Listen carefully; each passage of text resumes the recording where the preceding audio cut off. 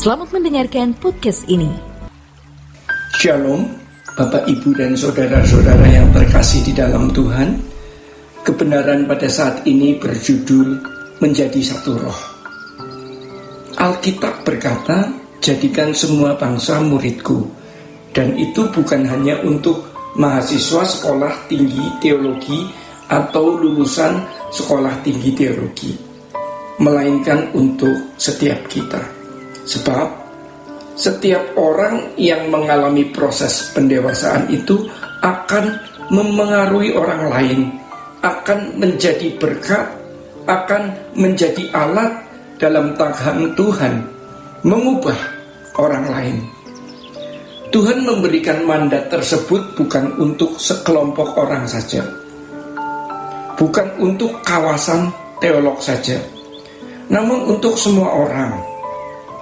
Tapi dunia ini sudah rusak, sehingga proses ini tidak berlangsung di dalam hidup banyak orang karena menyerah kepada keadaan dan dibawa iblis dalam proses pembinasaan. Materialisme dan materialistis merusak. Iblis sudah tahu dan melihat bahwa aniaya fisik membuat orang berhenti berbuat dosa, justru memurnikan iman Kristen. Namun materialisme membuat orang Kristen menyembah kepada iblis, menyembah berhala. Dosa percabulan rohani membuat orang Kristen atau orang percaya tidak mengerti kebenaran. Kalau tidak mengerti kebenaran, tidak akan sampai pada proses kesempurnaan. Roma 8 ayat 28 mengatakan Allah turut bekerja dalam segala hal, mendatangkan kebaikan bagi orang yang mengasihi Dia. Mengasihi Allah itu wilayah kita, bukan wilayah Tuhan.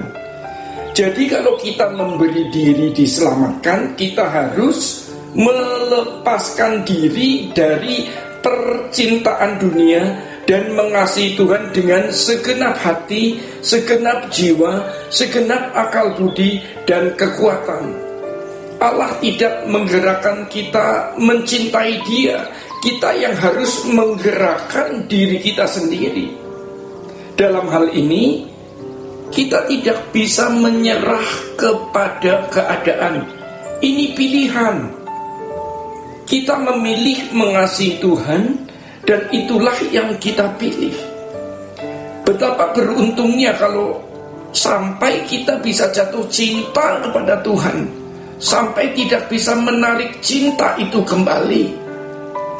Cinta itu bisa kita kembangkan, seperti orang tua zaman dulu yang menikah tanpa proses pacaran. Namun ketika suaminya meninggal, sang istri ingin ikut dikubur. Bahkan di negara tertentu, kalau seorang pejabat tinggi meninggal, dia dikubur bersama istrinya yang masih hidup. Cinta itu bisa dikembangkan. Jadi kalau memberi diri diselamatkan, lepaskan diri kita dari ikatan percintaan dunia dan cintailah Tuhan dengan segenap hati, jiwa, akal budi, dan kekuatan.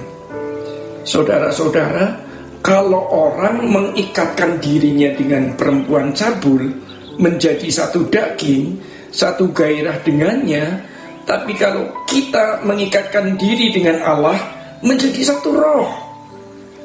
Jadi jika kita mau mengikatkan diri menjadi satu roh dengan Allah, gairah hidup kita harus diubah. Masalahnya, materialistis ini gairah yang sudah mengakar sejak kecil, sehingga untuk melepaskannya kita mesti didetoks oleh kebenaran. Dan itu tergantung seberapa banyak kita menginvestasikan waktu, pikiran, dan tenaga kita untuk proses ini. Makanya kekristenan itu bukan sebagian dari hidup kita. Kalau kekristenan hanya menjadi bagian hidup, kita tidak sampai tujuan. Kekristenan itu seluruh hidup kita, segenap hidup kita. Kita tidak akan bisa digarap oleh Allah, karena Allah bekerja dalam segala hal mendatangkan kebaikan hanya bagi orang yang mengasihi Dia, yang memberi diri diselamatkan. Maka jangan menyerah kepada keadaan.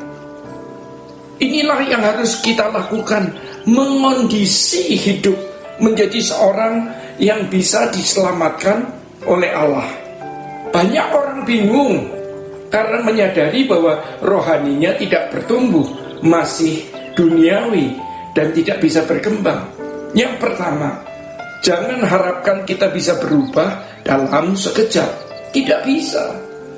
Perlu ketekunan dan proses panjang. Yang kedua, rubah rutinitas hidup. Misalnya biasa bangun pukul 7 pagi, sekarang diubah menjadi pukul 5 pagi agar bisa ikut doa.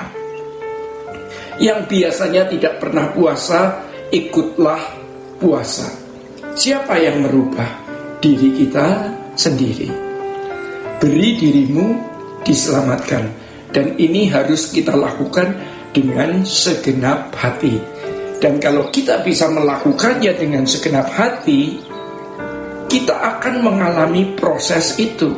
Orang yang bisa main piano sampai tangannya seperti punya mata, itu karena dia terbiasa dan sudah berlatih sejak kecil. Kalau sampai kita bisa jatuh cinta kepada Allah, betapa indahnya. Kita pasti diproses. Jadi jangan heran jika kita melihat atau mengalami bahwa orang yang mencintai Tuhan kadang-kadang hidupnya lebih susah. Kenapa? Karena ia diajar Tuhan terus supaya terhindar dari neraka. Tidak ada jalan lain. Cara penyelamatan itu harus lewat proses, tetapi hanya bagi mereka yang mencintainya. Kalau tidak mencintai Tuhan, tidak bisa. Demikian Bapak, Ibu, dan saudara-saudara, kebenaran pada saat ini. Tuhan Yesus memberkati. Sola Gracia.